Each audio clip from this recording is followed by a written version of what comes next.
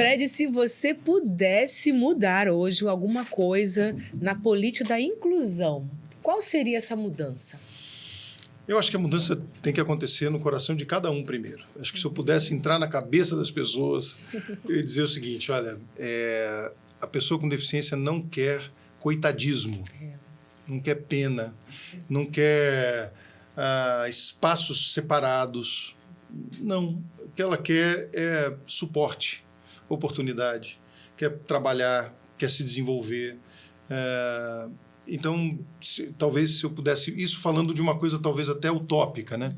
E eu falo de uma outra situação que talvez até me critiquem, mas eu não gosto da expressão deficiência. Eu não gosto. Mas é uma coisa pessoal mesmo. Acho que ela é importante porque ela deu voz, ela organizou a legislação, mas eu prefiro diferença do que deficiência. Porque, para mim, é isso. As pessoas são diferentes. Elas têm maneiras diferentes de viver o mundo, de enxergar, de sentir, de tocar, de vivenciar.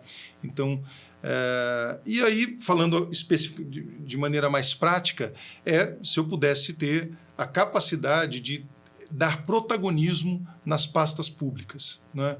Então, como eu acho não, se eu fosse presidente da República, a primeira coisa que eu faria é criar um ministério da pessoa com deficiência. Isso aí. Ministério de Inclusão. Ministério da Inclusão. Com Fica recurso, a dica. com gente capacitada, com gente instruída no assunto, para não tratar isso como uma subpasta, né? Com um olhar de transversal, que pudesse falar com todas as pastas, entendendo que eu posso ter pessoa com deficiência no planejamento. Porque aí você fala assim, mas Fred, você está criando uma pasta para cuidar de tudo, mas que com um olhar transversal, né? Um olhar que tivesse uma visão puxa, como que eu posso fazer com que o Ministério do Trabalho faça uma política séria de inclusão para todos? Como que eu posso fazer isso? Né? Como é que eu capacito melhor o adolescente com deficiência que quer entrar no mercado de trabalho? E aí, parar de romantizar essa história. É evidente que um adolescente com T21 talvez não tenha todas as capacidades cognitivas de alguém típico. Entendi. Mas a pergunta é a seguinte, o que ele é capaz de fazer na sua totalidade? É isso aí. Isso aí. É sobre isso. Sobre não isso. É falar assim, claro que eu seria ingênuo em dizer o seguinte, mas é claro que ele não consegue fazer essa tabela. Eu não estou falando dessa tabela. Isso. Eu quero saber se ele consegue cuidar de um estoque, por exemplo. Isso aí. Se ele é capaz de fazer, se é o melhor que ele... Dom, de ótimo. Esse é excelente. O que é excelência? É buscar o que ele pode fazer. E aí, veja, por que eu estou falando isso? Porque a minha vida inteira eu fui treinado na área privada em descobrir talento. Ora, então é só isso. Eu preciso saber o que ele sabe fazer. Ora, então isso é talento. Se ele sabe dobrar bem papel, não é possível que eu não tenha algum lugar que precise de alguém que dobre bem papel. Isso aí.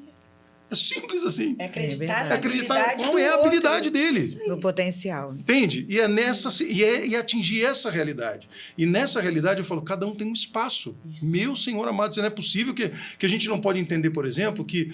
E eu já vi isso acontecendo, por isso que eu estou dizendo. Eu tenho uma loja muito bacana, que é uma sorveteria.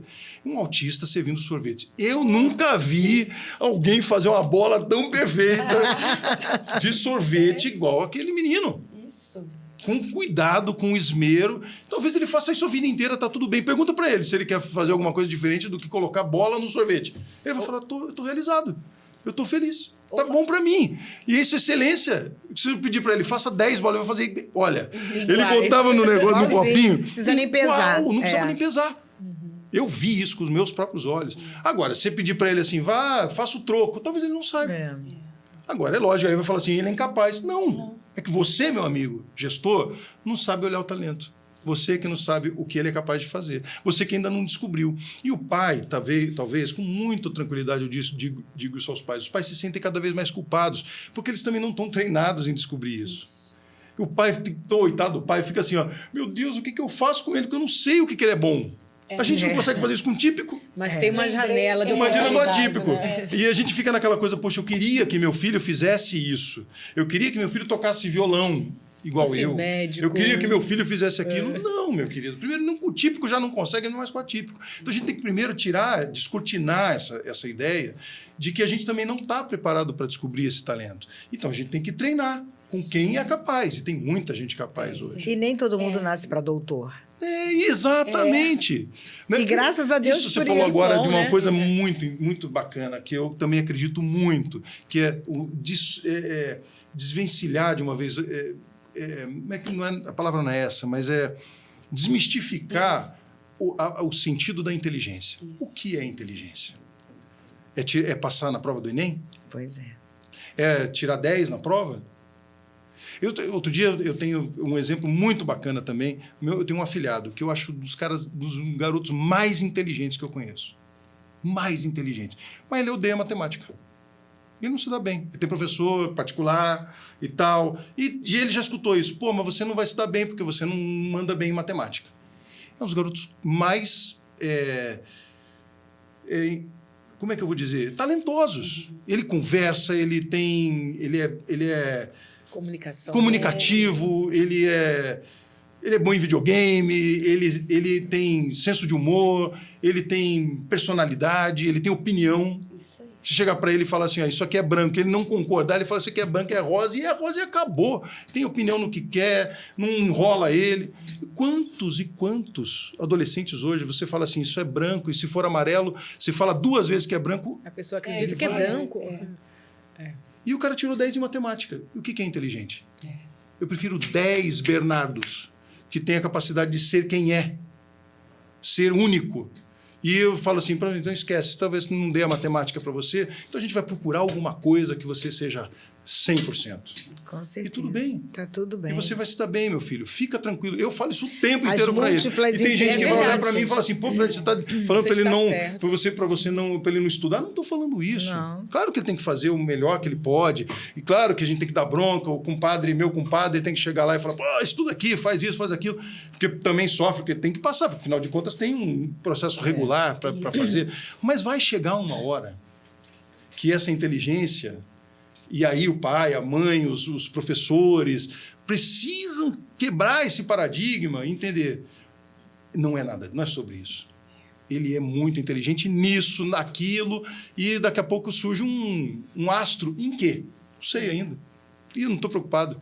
O importante é que ele seja feliz, faça o melhor que ele pode naquilo que ele tem. E eu acho que é exatamente essa mesma visão com a pessoa com deficiência. E as múltiplas inteligências estão aí para isso mesmo. Exatamente isso. Eu lembrei logo daquele caso do aluno que anota tudo, controla os ônibus, sabe os horários todos dos ônibus, né? Da aluna lá que sabe viu um videozinho de compra, de como funciona o supermercado, sabe lá empacotar. Da filha então, da Cicleia, da filha da Cicleia, que é artista, né? Os outros que se apresentam e podem trabalhar em casas de festa com os personagens que eles gostam. Então, são muitas coisas, né? São múltiplas inteligências. Múltiplas E a inteligências. gente precisa, de fato, querer fazer. Né? Agora, é o que você falou. Não vai acontecer se não tiver alguém no poder público com essa visão. Uhum. Por quê? Porque sozinho ele não vai conseguir. Não vai. Por quê? Porque há uma barreira, não só física, mas atitudinal, que é preconceituosa. Ela olha para a pessoa com deficiência como alguém que é incapaz. Isso. Ele não vai conseguir. É a primeira coisa. O capacitismo é isso. O que todo mundo fala de capacitismo e que, para mim, mais uma vez, menorizam a história com porque falou, expressão. Capacitismo é muito mais do que isso. Muito mais do que falar, chamar de deficiente ao invés de chamar de aleijado. Não pode também. Não estou falando que pode fazer. Mas capacitismo é muito mais do que, em vez de chamar de aleijado, não é sobre isso. É você entender que há uma barreira real de criação de talento e que todo mundo pode alguma coisa. Claro que tem situações que são específicas de limitações graves. É lógico, mas não estou falando delas. Não estou falando delas. E para essas tem tratamento, tem medicamento, tem uma série de questões específicas. Nós estamos falando de outras coisas. Os pais e mães que sabem, conhecem seus filhos e que falam... Ele pode. Confia nisso.